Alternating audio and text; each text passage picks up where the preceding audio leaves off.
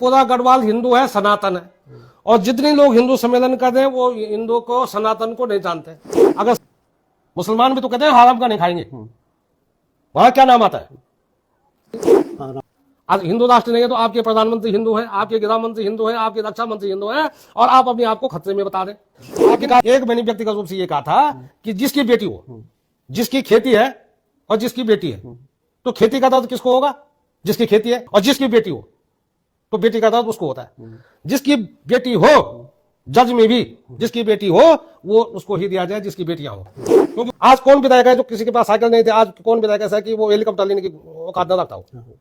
और जनता सड़कों पे है। जखोली बिलों की समस्याएं तो जखोली बिलों तो समस्या ही समस्या है। 2022 में निश्चित रूप से समय भी कांग्रेस का था और बारी भी कांग्रेस की थी, लेकिन नहीं बढ़ पाए। लेकिन अब जनता समझ गई है, अब जनता समझ गई है। लेकिन पेट के लिए रोटी चाहिए। इस विश्लेषण में कितना सच्चाई मानते हैं आप कि कांग्रेस हारी? क्या कांग्रेस के जो मूल जमीन से जुड़े नेता होने चाहिए थे वो भी सुविधा भोगी? कांग्रेस में नेताओं की एक बहुत बड़ी लाइन थी। हाँ। और कांग्रेस में और भारतीय जनता पार्टी में कार्यकर्ता थे, वहां नेता नहीं थे। आज भी आप देख रहे हैं कि आज उत्तराखंड प्रदेश में जो सरकार चल रही है उसको कांग्रेस के लोग चला रहे हैं। नमस्कार, मेरा नाम है तेजपाल नेगी और आप देख रहे हैं एसजे टीवी। क्या स्थिति है प्रदेश की धामी सरकार के हाथों में? इन सब विषयों पर बात करने के लिए हमारे साथ हैं जखोली रुद्रप्रयाग का एक विकास खंड है और इसके पूर्व ज्येष्ठ प्रमुख श्री अर्जुन सिंह गहरवार जी। अर्जुन सिंह गहरवार जी कांग्रेस कमेटी उत्तराखंड के सदस्य भी हैं। सीधे बात करते हैं गहरवार साहब से कि गहरवार साहब, पहले तो स्वागत आपका। बहुत बहुत धन्यवाद नेगी जी, आपका और आपके चैनल का, कि आप हमारी बात जनता तक, हमारे दर्शकों तक पहुंचा रहे हैं, इसके लिए आपका बहुत बहुत धन्यवाद। शुक्रिया। एक एक करके इन मुद्दों पे हम जाएंगे, लेकिन एक सवाल ये भी उठता है कि अगर हम कांग्रेस की ओर से अगर अब 7 महीने या 8 महीने या 1 साल पहले, चुनाव से पहले हम एकदम से आक्रामक हुए हैं, तो 4.5 साल और आप तो 10 साल कह रहे हैं, तो इसका मतलब हुआ कि लगभग 9 साल हम शांत क्यों रहे? नहीं, 9 साल कांग्रेस भी शांत नहीं रही। और मैं तो, आपने बहुत अच्छा प्रश्न किया है। मैं तो सबसे पहले उत्तराखंड के उन नौजवानों को कहना चाहूंगा, कांग्रेस तो एक राजनीतिक पार्टी है, कांग्रेस चुप रही है या अन्य दल चुप रहे, लेकिन मैं उन नौजवान साथियों को कहना चाहूंगा जो शिक्षित बेरोजगार है, जिनके पास रोजगार नहीं है, और जिनके पूर्वजों ने, समझो हमारे जिन लोगों ने शहादत उत्तराखंड राज्य बनाने के लिए दी है, वो आज सड़कों पे नहीं है, वो आज किसी भी चीज की मांग नहीं कर रहे। ये इस प्रदेश के लिए बहुत दुर्भाग्य की बात है। और ये बहुत अच्छा प्रश्न आपने किया कि 4.5 साल के 9.5 साल हो गए।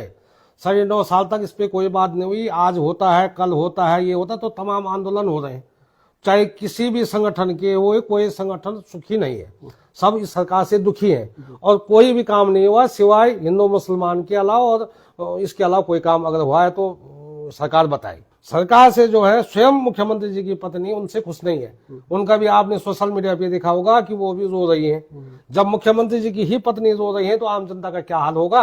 वो कह रहे हैं कि इन्होंने 5 साल तक इसमें कोई इनको छुट्टी नहीं मिली। अब 5 साल तक उनको छुट्टी नहीं मिली, 10 साल तक छुट्टी नहीं मिली, न उन्होंने कोई जनता का कोई काम किया, न परिवार के साथ वो रहे, न कोई राष्ट्र हित में काम किया, तो सब बेकार गए। और 10 साल हमारा मानव जीवन इन्होंने पीछे कर दिया। उनकी पत्नी ने एक और चीज उठाई थी, उन्होंने कहा था कि हमने रोजगार दिया है। रोजगार दिया नहीं है, बल्कि रोजगार छीना है। 2005 में भारत सरकार ने, जब मनमोहन सिंह जी इस देश के प्रधानमंत्री थे, तो सबसे अच्छी स्कीम लाए थे मनरेगा, महात्मा गांधी रोजगार गारंटी योजना। और उसमें यह था कि 100 दिन का आपको रोजगार मिलेगा।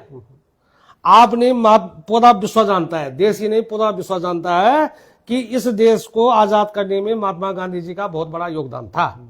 और महात्मा गांधी गारंटी रोजगार योजना जब हमारे देश में चली तो बहुत सारे लोगों ने रोजगार पाए। इन्होंने इसका नाम बदल के जी राम जी योजना पर ये ला गए। अब इनका कहना यह है कि इसमें भ्रष्टाचार हो रहा था, महात्मा गांधी जी के नाम पे भ्रष्टाचार हो रहा था। अब भ्रष्टाचार तो तब भी होगा, भ्रष्टाचार होगा तो आप राम जैसे महापुरुष को, राम जैसे पुरुष के नाम पर रख करके, क्या इनको भ्रष्टाचार में आप राम जी को जेलना चाह रहे हैं? आप क्या करना चाह रहे हैं? आपने महात्मा गांधी जी की दूसरी बार हत्या कर दी। अब दूसरी बात यह है कि महात्मा गांधी जी से ये आप नफरत कर रहे हैं, तो जब जी राम जी योजना में कोई मजदूर मजदूरी करेगा, और उसको जब भुगतान होगा तो उसको भारत की करेंसी भुगतान होगी, अमेरिका की करेंसी उसको देंगे नहीं, चीन की देंगे नहीं, भारत की करेंसी देंगे। और उस करेंसी में फोटो किसकी है? महात्मा गांधी की है। अब मारो आप महात्मा गांधी जी को कहां तक मारते हैं, कहां तक मारेंगे आप महात्मा गांधी जी का? अगर नाप छुपाना चाहेंगे आप सूर्य को कितना ढक लो, तो क्या सूर्य भगवान ढक जाएंगे? इनके कहने से तो ढकते नहीं। तो ये तमाम जो अनियमितताएं हैं, तमाम जो योजनाएं हैं, द्वेष भावनाओं से है, इससे है, उससे है। जैसे अभी हिंदू सम्मेलन चल रहे हैं, पूरा गढ़वाल हिंदू है, सनातन है, और जितने लोग हिंदू सम्मेलन कर रहे हैं वो हिंदू को, सनातन को नहीं जानते। अगर सनातन पे कोई चर्चा करना चाहे तो हमसे चर्चा करें जो सनातनी है, तो आप उसमें चर्चा करें। अच्छा होता कि आप हिंदू सम्मेलन करने के बजाय आप कोई कारोबार वहां लगाते, आप कोई पेंटर की ट्रेनिंग देते, कोई कारपेंटर की देते, कोई गैस ठीक करने की देते, चूल्हा ठीक करने की देते। इस प्रकार की ट्रेनिंग अगर आपकी पार्टी के द्वारा दिया जाता तो हम कहते कि इन्होंने हमको रोजगार से जोड़ा है। आप तो नफरत फैला रहे, और नफरत हमारी किस काम की है? अगर हिंदू मुस्लिम की बात आती है और हिंदू मुस्लिम की लड़ाई अगर हम गिरा युद्ध हमारा होता है तो क्या देश सुरक्षित रहेगा? कहां जाएगा यहाँ का मुसलमान, कहां जाएगा यहाँ का हिंदू?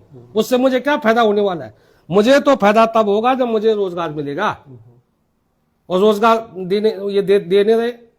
आपको मैं एक बात कहूं कि 252 रुपया इन्होंने मनरेगा की दिहाड़ी रखी हुई है, और उस मनरेगा की दिहाड़ी में ये कह रहे हैं कि 2 बार इसकी हाजिरी लगेगी। और जिस मंत्री और विधायक को 3 लाख रुपया, 4 लाख रुपया, 5 लाख रुपया मिल रहा है, जिसका विदेशों में इलाज होगा, जिसका रेलगाड़ी में टिकट फ्री है, जिसका हवाई जहाज में टिकट फ्री है, जिसका न्योता पत्रा सब चीज फ्री है, जिसको गाड़ी है, शैडो है, तो उसकी भी तो हाजिरी लगनी चाहिए थी। उसकी हाजिरी कहां लग रही है? वो कहां है उसकी? वो भी तो सरकार का खा रहा है। 252 रुपए वाले के तो आप 2 बार हाजिरी लगाएंगे और ऑनलाइन हाजिरी लगाएंगे, और 5 लाख रुपए महीना पाने वाले को आप कुछ नहीं करें।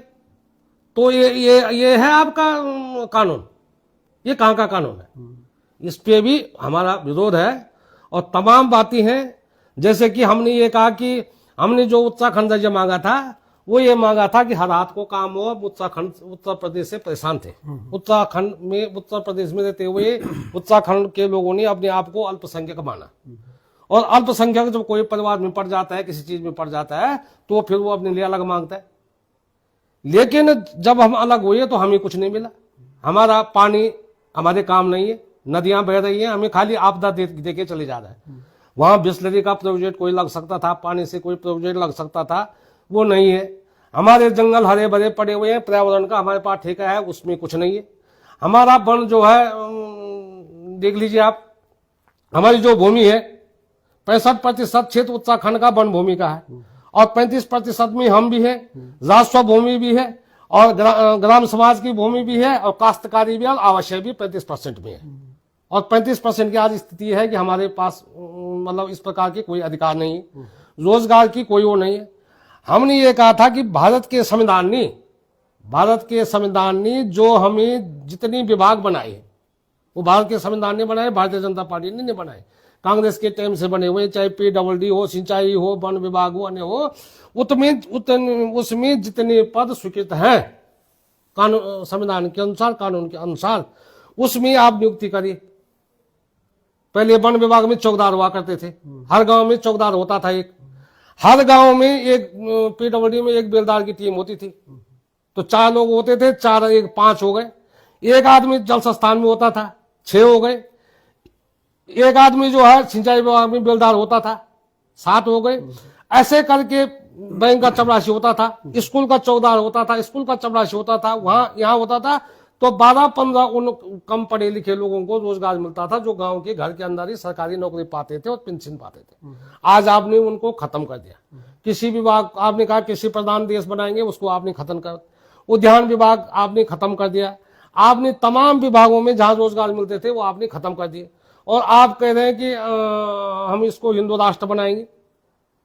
आज हिंदू राष्ट्र नहीं है तो आपके प्रधानमंत्री हिंदू हैं, आपके गृह मंत्री हिंदू हैं, आपके रक्षा मंत्री हिंदू हैं, और आप अपने आप को खतरे में बता दें।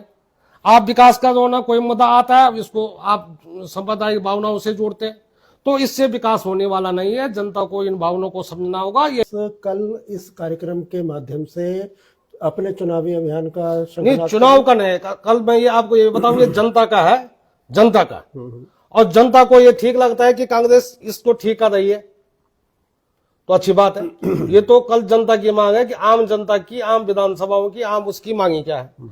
जहां तक मेरा प्रश्न है, मैंने तो ये कहा था कि हमारी तो इसके अलावा ये मांग है कि जो हमारी बाल विकास आंगनबाड़ी की कार्यकर्ता बनी है, उनको आप तब से, जब से उत्तराखंड राज्य बना, उससे पहले यूपी में भी थे, तब से आप इनको अल्प वेतन भोग दे रहे हैं, काम आप पूरा ले रहे हैं। तो मेरा ये निवेदन है कि आंगनबाड़ी बाल विकास की बहनों को जो है राज्य कर्मचारी घोषित करें और समान कार्य के बदले समान वेतन दें। प्राइमरी स्कूल का मास्टर जिस टाइम जाता है उसी टाइम वो जाते हैं, और जिस टाइम वो आते हैं उसी टाइम वो आते हैं। अगर गर्मी और सर्दियों की छुट्टी पड़ती है तो बाल विकास तो तब भी चलता है, तब भी बात बड़ी जिम्मेदारी उन पे होती है। तो आंगनबाड़ी बाल विकास की महिलाओं को राज्य कर्मचारी घोषित करके इनको समान काम का समान वेतन दिया जाए। वही आशा कार्यकर्ता जो बहनी है जिनका स्वास्थ्य का जिम्मा उनके पास है। आज गांव में कोई किसी को पता नहीं कि इसका प्रसव हो रहा है, क्या होगा। दाई उस समय था कांग्रेस के टाइम पे दाइयों का नाम दिया जाता था, उनको इनाम मिलता था, पुरस्कृत होते थे, और हर गांव में एक दाई होते जिसको हम डॉक्टर रानी और डॉक्टर कहते थे। तो आज इन्होंने आशा कार्यकर्ता रख दी। अब आशा कार्यकर्ताओं का वेतन भी सम्मानजनक नहीं, एक टाइम का भोजन पूरे महीने की नौकरी में वो नहीं कर सकते। अगर एक टाइम का भोजन देहरादून के होटल में वो करें तो देहरादून के होटल का एक टाइम का परिवार का भोजन का बिल नहीं है वो। उनको भी राज्य कर्मचारी घोषित करके उनको जो है समान काम का समान वेतन दिया जाए। वही भोजन माताओं का है, भोजन माताओं को भी राज्य कर्मचारी घोषित करके समान कार्य का समान वेतन दिया जाए। आज हम इस प्रदेश को ऊर्जा प्रदेश हम मान रहे हैं, और ऊर्जा प्रदेश हम मान रहे हैं, तो हम ये कह रहे हैं कि जो चीफ सेक्रेटरी हैं, जो अधिशासी अभियंता है, जो येई है, जेई है, उनको बड़ा वेतन मिल रहा है। लेकिन जो इस बिजली के खंभे पे चढ़ रहे हैं, जो बिजली की तारों से मर रहे हैं, उनका वेतन शून्य है, जीरो है, और कई सालों उनको हो गए हैं, वो 60 साल के होने वाले हैं, अब कब उनको नौकरी मिलेगी। तो हमारा ये था कि उस विद्युत विभाग वालों को भी राज्य कर्मचारी घोषित करके उनको परमानेंट नौकरी दी जाए। वही हाल जल संस्थान जल निगम का है। जल संस्थान का जो कर्मचारी, जो बड़ा साहब सेक्रेटरी बैठे हुए हैं, उनका तो कोई लेना देना नहीं, लेकिन जो फीटल पानी पिला रहा है जनता को, वो जनता के टैक्स के पैसे से जिनका उनका तो वेतन मिल रहा है, यहाँ आप उनको कुछ नहीं दे रहे, तो उनको भी राज्य कर्मचारी घोषित करके उनका आप वो करें। वही उसी तर्ज पे जो अन्य विभाग है, चाहे खाद्यान्न विभाग है, चाहे आपका स्वास्थ्य विभाग है, तो स्वास्थ्य विभाग में आशा कार्यकर्ता भी आ गई, अन्य आ गए, चाहे आपका कोऑपरेटिव है, जिला कोऑपरेटिव बैंक, उसमें अगर आप राज्य कर्मचारी घोषित नहीं भी करते, अगर जिला कोऑपरेटिव के कर्मचारी भी रखते, तो तमाम समितियां आज मृत पड़ी हुई हैं, कोई समितियां काम नहीं करे। रोजगार ये कह रहे कि रोजगार हमारे पास, रोजगार की इतनी है, हमने कहा इनको नहीं पर तो कोई सृजित मत करो आप। हमारे संविधान ने और पूर्व में कांग्रेस के टाइम पे जितने पद सृजित थे उन पर आप सर्विस दीजिए, तो हमारी बेरोजगारी खत्म हो सकती है। और अपनी भावनाओं को आप ठीक करिए, आप हिंदू मुस्लिम मत लड़ाइए। आपको चुनाव लड़ना है तो आप अपने मुद्दे लाइए, अपने विकास के मुद्दे लाइए, और उन मुद्दों से हमारे साथ खड़ा हो जाए तो जनता आपको अपने आप बनाएगी। ये जो आपने कहा कि विकास के मुद्दे होने चाहिए, और जो बीजेपी खासकर जो आपका आरोप है कि कांग्रेस, पूरी कांग्रेस का आरोप है कि ये हिंदू मुसलमान करते हैं। एक केस हाल ही में हुआ है कोटद्वार में जी। इस पे राहुल गांधी जी का ट्वीट आया था, हरक सिंह रावत जी मिलने गए थे उससे मोहम्मद दीपक इसलिए कह रहा हूँ कि चर्चित है इस नाम से, वरना दीपक कुमार हैं। तो कांग्रेस के नेता तो जरूर जा रहे हैं, कांग्रेस का सुप्रीमो ने भी ट्वीट किया उसके लिए, लेकिन आज कल यह है कि कभी हिंदू रक्षा दल या कोई और संगठन वो बार बार धमकी दे रहे हैं दीपक को कि हम तुम्हें आके पूरे प्रदेश के लोग आएंगे और तुम्हारा घेराव करेंगे, तुम्हें नुकसान पहुंचाएंगे। सुरक्षा इस दीपक की कैसे होगी? इसने दीपक ने हिंदू और मुसलमान के बीच में जो खाई बन रही थी, वो अंधेरा जो बन रहा था, उसमें एक दीपक तो जलाया है उम्मीद का। उस दीपक को वो बुझ ना जाए दीपक, इसके लिए कांग्रेस क्या राज्यपाल से डिमांड करेगी? नेगी साहब, सबसे पहले तो मैं हमारे दर्शकों को, आपको, उत्तराखंड और पूरे देश और पूरे विश्व की जनता को एक बात कहना चाहूंगा। जब बाबा की दुकान पे ये बजरंग दल गए थे और मोहम्मद दीपक जो है उनके पक्ष में आया बाबा, अगर मोहम्मद दीपक भी बजरंग दल के पक्ष में होता उदाहरण के लिए, और मोहम्मद दीपक भी उन्हीं की तरह होता, तो उस कोटद्वार की, इस देश की, इस प्रदेश की आज क्या स्थिति होती? मोहम्मद दीपक ने बाबा को ही नहीं बचाया, मोहम्मद दीपक ने हमको भी बचाया, क्योंकि आग सुलग जाती और बाबा जो है उसी दिन वो अटैक उनको पड़ जाता, क्योंकि वो बीमार भी थे। हाँ, बीमार भी थे, वो बीमार भी थे। और मोहम्मद दीपक अगर उस स्थान उनके स्थान पर न होकर के अगर बजरंग दल वालों के साथ हो जाता तो तब क्या स्थिति होती, तब संभालती सरकार इसको। मोहम्मद दीपक को तो मैं शुक्र अदा करूंगा, और चाहे वो किसी भी दल से है, किसी भी पार्टी से है, वो उनका व्यक्तिगत वो है, लेकिन उन्होंने उस समय जो संभाला है वो उन्होंने अपने आप ही को ने, कोटद्वारी को ने, पूरे प्रदेश को, पूरे देश को संभाला है, इंसानियत को बचाया, इंसानियत को बचाया है। और हम इस बात को मानते हैं। मुझे भी स्वास्थ्य खराब होता है तो हमारा तो तमाम इलाज मुसलमान करते हैं। मेरा तो जहां पर मैं रहता हूं, हमारे तो आज भी अगर कोई देखे, कोई एलआई को टीम जाए, सरकार भेजे, मुसलमान भाई का मेरा मकान का लेंटर एक ही है, हम तो अगल बगल है, खाते पीते हैं, हमारा तो कुछ नहीं बिगड़ा, कुछ नहीं हुआ। उनके सुख दुख में वो साथ देते हैं, हमारे सुख दुख में वो साथ देते हैं, मकान का एक ही लेंटर है इसी बिहार में। तो नेगी जी, मोहम्मद दीपक का मैं आभार प्रकट करना चाहूंगा। और मोहम्मद, वो तो दीपक था, लेकिन मोहम्मद भी अपने आप में एक नाम है। आप इसकी बात करते हैं, हमारा अगर भगवान मर्यादा पुरुषोत्तम भगवान राम है तो मुस्लिम शब्द में राम का प्रयोग कितनी बार होता है? मुसलमान भी तो कहते हैं हराम का नहीं खाएंगे, वहां क्या नाम आता है? हाँ, राम से ही है वो भी। वहां क्या नाम आता है?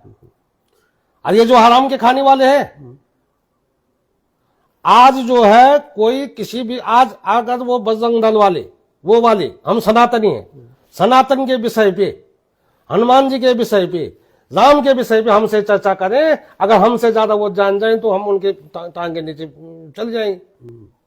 सनातन के बारे में वो है सनातनी। सनातन क्या झगड़ा करना सिखाता है? सनातन किसको कहते हैं?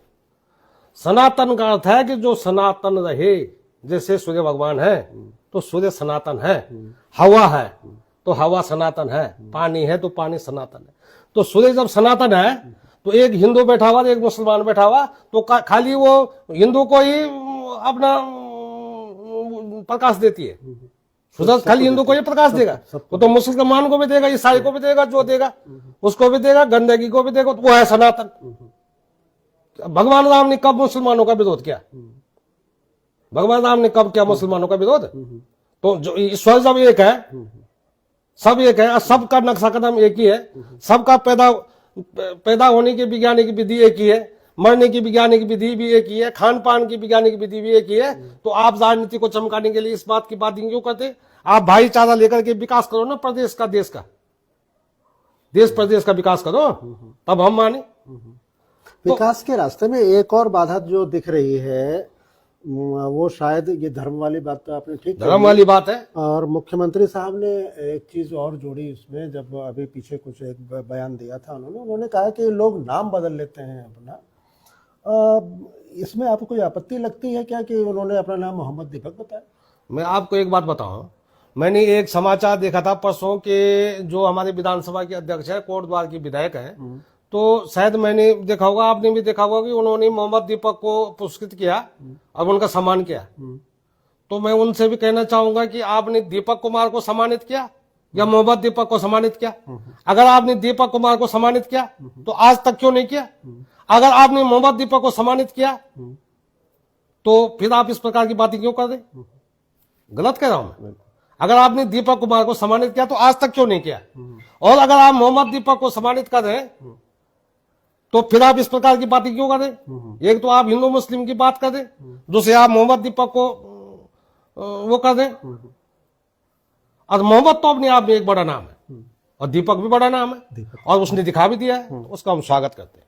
अच्छा, एक और बड़ा केस है यहाँ पे, अंकिता हत्याकांड, और मुख्यमंत्री ने स्वीकार किया कि हम उनकी मांग को, उनके माता पिता की और पूरे प्रदेश की मांग को सीबीआई जांच की। लेकिन उसमें डिमांड थी उनके माता पिता का, अभी भी ये कहना है कि हमने कहा था कि हाई कोर्ट के सिटिंग जज के देखरेख में ये जांच होनी चाहिए सीबीआई की। लेकिन लग ऐसा रहा है कि ये जज वाला मामला हट गया, अब सीधे सीबीआई इसकी जांच करेगी। ये नेगी साहब, ये बहुत दुर्भाग्य की बात है। सबसे पहले तो मैं भी शुरुआती दौर में सोशल मीडिया से कह रहा हूं, और मैं सोशल मीडिया में ही कह सकता हूं, बाकी आप ही के द्वारा मैं कह सकता हूं। सबसे पहली बात की, अंकिता की तो हत्या हुई, और हर कितनी अंकिता वहां थी। अंकित ये कब से उस रिजॉर्ट में ये काम चल रहा था, और अंकिता किसके द्वारा वहां गई? अंकिता ने नौकरी की इच्छा जाहिर की होगी, तब किसी ने सोच लगा करके उस रिजॉर्ट में ले गया होगा। कितने दिन तक अंकिता ने वहां नौकरी की? क्या इस प्रकार का दबाव अंकिता पे पड़ा? उसके बाद जब मर्डर हुआ तो आज वो जो 3 थे उनको पकड़ करके आपने ये तीसरी कर दी। वीआईपी का आपने कहीं जिक्र नहीं किया। और कितनी महिलाएं वहां थी, आपने साक्ष्य को मिटा दिया। हमने ये कहा था कि सुप्रीम कोर्ट के जज महोदय से को इसका अध्यक्ष बनाया जाए, सीबीआई की जांच की जाए। आज ये भी है कि वही लोग सीबीआई के अंदर भी हैं जो उस समय यहाँ लोकल बॉडी में यहाँ वो थे, उनका प्रमोशन हो गया, वो सीबीआई में वो लोग भी हैं, जो कि सीबीआई भी सरकार के दबाव में है, क्या है कैसा है। लेकिन एक मैंने व्यक्तिगत रूप से ये कहा था कि जिसकी बेटी हो, जिसकी खेती है और जिसकी बेटी है, तो खेती का दर्द किसको होगा? जिसकी खेती है। हमारे बाप दादाओं ने खेती की, तो आज भी हमारी माँ कहती है कि चाहे कितना ही हो जाए लेकिन अपनी खेती करनी है। और जिसकी बेटी हो तो बेटी का दर्द उसको होता है। जिसकी बेटी हो, जज में भी जिसकी बेटी हो वो उसको ही दिया जाए जिसकी बेटियां हो, क्योंकि वो बेटी का दर्द उसी को पता होगा। मेरी बेटी है तो बेटी का दर्द मुझे ही है, और जिसकी बेटी नहीं है उसको बेटी का दर्द नहीं है। तो वो ये भी एक प्रश्न था, और ये भी बड़ा मुद्दा है। लेकिन दुर्भाग्य है कि इस प्रदेश का नौजवान इसमें भी आगे नहीं आ रहा है, इसमें भी लड़ाई लड़ने के लिए आगे नहीं। हमारा नौजवान कांक हो गया है। हमारे पास उत्तराखंड में अगर कुछ बना है तो उत्तराखंड हमारा नशावान हो गया।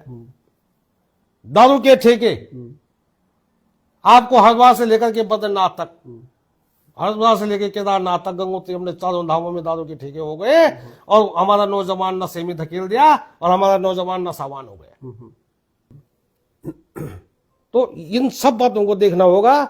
और हमारा तो ये होगा कि मेरे से बड़े नेता हैं वहां, लेकिन मेरा भी व्यक्तिगत रूप से एक पत्र बना रखा है, और तमाम किस्म के, चाहे बाल विकास का मामला हो, आंगनबाड़ी का हो, विद्युत विभाग का हो, आशा कार्यकर्ताओं का हो, भोजन माताओं का हो, चाहे विद्युत विभाग का हो, जल संस्थान का हो, खाद्यान्न का हो, स्वास्थ्य का हो, वन विभाग का हो, सहकारिता का हो, और तमाम किस्म के बेरोजगार भाई जो घर बैठे हुए हैं उन पे है।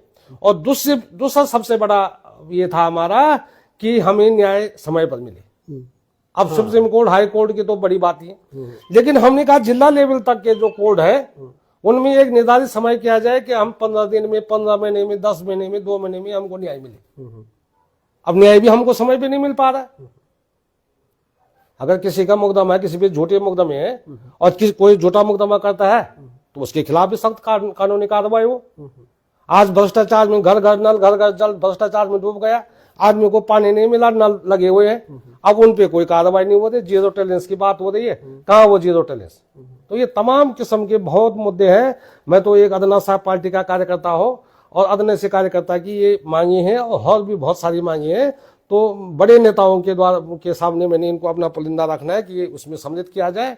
और निश्चित रूप से अगर रुद्रप्रयाग विधानसभा से कांग्रेस पार्टी मुझे विधायक का उम्मीदवार बनाती है, या कांग्रेस पार्टी का जो मैनिफेस्टो होगा, जो घोषणा पत्र होगा, इसमें हम ये तमाम बातें को लाएंगे। और कांग्रेस पार्टी की अगर सरकार कभी बनती है तो हम भोजन माताओं को राजकीय घोषित करेंगे, समान काम का समान वेतन देंगे, आशा कार्यकर्ताओं को राजकीय घोषित करेंगे, आंगनबाड़ी के कार्यकर्ताओं को, विद्युत विभाग वालों को, जल संस्थान, जल निगम, जितने रिक्त पद पड़े हुए हैं जो वो है उनको हम पुनर्जीवित करके उस पर वो करेंगे। और तो, हम उद्घोषणा मान लें इसको जो आपने? नहीं, घोषणा नहीं है, सो हमारा मैनिफेस्टो में आएगा। नहीं, मैं कह रहा था कि अगर पार्टी आपको प्रत्याशी बनाती है, हाँ, तो मेरी ये घोषणा होगी, मेरा ये प्रयास होगा कि ये तमाम जिसके लिए हमने उत्तराखंड मांगा था, जिस सोच के लिए अगर हमने भात खाने के लिए, हमारे पेट में भूख है, खाने के लिए हमने भात बनाया है तो उसको खा भी जाना चाहिए था। लेकिन जब तक आपने थाली में रखा तब तक उसमें कीड़े पड़ गए, या कोई कबाब उठा करके ले गए, तो बाज उठा करके ले गए, हमारी थाली खाली रह गई, फिर हमारी भूख वैसी की वैसी रह गई। आज 26 साल का नौजवान उत्तराखंड हो गया, और 26 साल में देख लीजिए आप, एक आंगनबाड़ी का केंद्र तक यहाँ नहीं बना है। आप विधानसभा की भर्तियों पर आप नजर डालिए, आप जो है हमने कहा था कि ये देख लीजिए आप उनकी क्या दशा हुई। ये जो पेपर लीक का मामला है, एक बात होती तो होती, कई बातें हैं। आज तमाम किस्म के दिन दहाड़े मर्डर हो रहे, क्या कार्रवाई इन पे हो रही। आज आप हिंदू मुसलमान की बात करते हैं, कौन मुसलमान है अंकिता भंडारी को मारने वाला? वही मुसलमान है। यहाँ पर जो आजकल हत्या हुई उनको मारने वाला कोई मुसलमान है? किस प्रकार की बातें करते हैं? जब कानून एक है तो चाहे हिंदू हो चाहे मुसलमान, अपराध करने वाले को सजा तो मिलनी चाहिए, अपराध करने वाले को सजा मिलनी चाहिए। आप कह रहे हैं कि हिंदू खतरे में, हिंदू खतरे में कहां पर? हिंदू खतरे में आज तक तो हमने खतरे में तो हम अपने भाई से खतरे में है, जो हमारी वोट ले जा करके दुम दमा करके भ्रष्टाचार घोषित हो रहा है। आज कौन विधायक है जो किसी के पास साइकिल नहीं थे? आज कौन विधायक ऐसा है कि वो हेलीकॉप्टर लेने की औकात न रखता हो? और जनता सड़कों पे है। कौन सी विधायक नीति है आज जिसको कि हम ये कह सकें ये विधायक नीति से ये काम हुआ है? किसी भी उसकी, मैं किसी भी व्यक्ति का लांछन नहीं लगाता हूँ। अच्छा, ये तो ठीक हुआ, आपने अपना प्रस्ताव भी साथ साथ में इस बातचीत में रख दिया कि मेरा नाम भी आएगा। जी जी जी। आप प्रदेश कांग्रेस कमेटी के मेंबर हैं, और चूंकि ऐसा माना जाता है कि कांग्रेस के अंदर बड़ा लोकतंत्र है, तो जो भी ज्ञापन तैयार करते हैं वो मांगे वो कल हमारी मीटिंग थी, कल सचिवालय घेराव भी था जो कल वो हुआ। कल आप क्या वो जो मैं से पार्टी ने जो मांगा है वो दिया है, मैंने दिया ना, वो दिया है, वो क्या रखा है। आप प्रदेश कांग्रेस कमेटी के सदस्य होने के नाते जखोली ब्लॉक की कुछ ऐसी समस्याएं जो राज्यपाल नहीं, जखोली ब्लॉक की समस्याएं तो अलग है। अच्छा, और प्रदेश, ये जो मैंने आपको बताइए प्रदेश लेवल की, हाँ, जखोली ब्लॉक की समस्याएं तो जखोली ब्लॉक तो समस्या ही समस्या है। अच्छा, जखोली ब्लॉक की सबसे बड़ी समस्या ये है कि उत्तराखंड में 95 विकास खंड है। आज 95 अब आगा जखोली भी है, जिसको मैं अब आगा कहूंगा। तो सबसे पहली बात यह है कि 94 ब्लॉकों में नगर पालिका, नगर पंचायतें महानगर तक है, और हमारे यहाँ वो नहीं है। हमारे यहाँ चिरबेटा से शुरू होता है, ITI बहुत पहले बना हुआ था, वो बंजर पड़ा हुआ है। किसी महाविद्यालय बंजर पड़ा हुआ है। अब आपको ये रोना लूंगा तो ये लंबा हो जाएगा। अब कोई महाविद्यालय में कोई फैकल्टी नहीं है, इंटर कॉलेजों में कोई प्रधानाचार्य नहीं, सैनिक स्कूल बना था वो ऐसा पड़ा हुआ। आप कहते हैं वेटनरी बनाएंगे, वो ऐसा पड़ा हुआ है। जखोली ब्लॉक में 1947 के बाद से जो काम शुरू हुआ वो पूरा नहीं हुआ।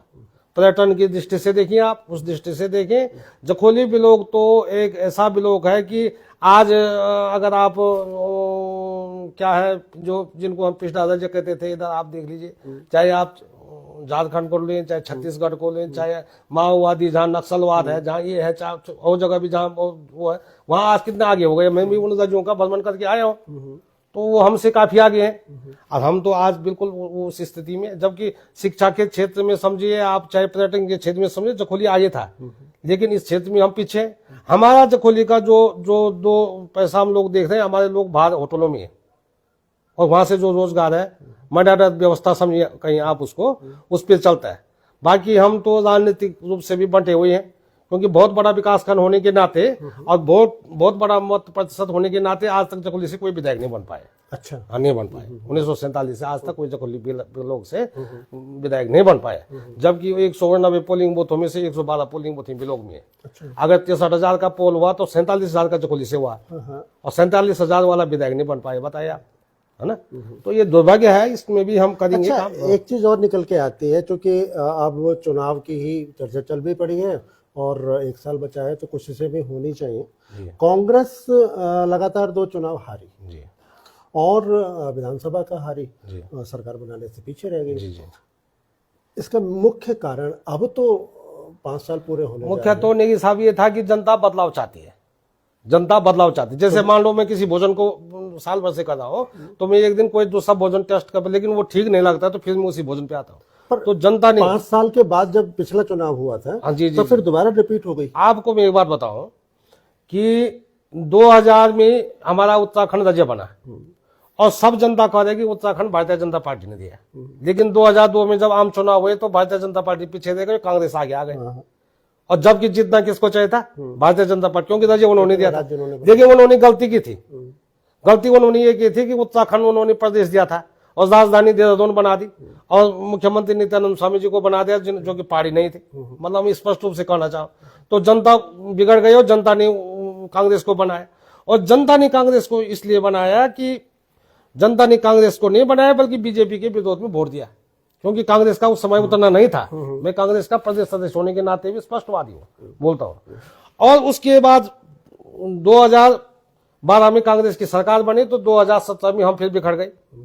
हमारे जो नेता थे, होना थे, जिनके भरोसे ये काम किया, वो उन्होंने पाला बदल दिया अपना। तो वो पाला बदलने का ही एक कारण था कि 2017 में सरकार नहीं बन पाई। एक ये और भी 2022 की भी स्थिति है कि हम एकजुट नहीं हो पाए। देखो मैं अपनी कमी दिखा रहा हूँ, एकजुट नहीं हो पाए और हम अपनी बात को जनता को नहीं समझा पाए। तो ओल्ड पेंशन की भी लड़ाई लड़ेंगे, क्योंकि ओल्ड पेंशन भी इन्होंने बंद कर रखी है।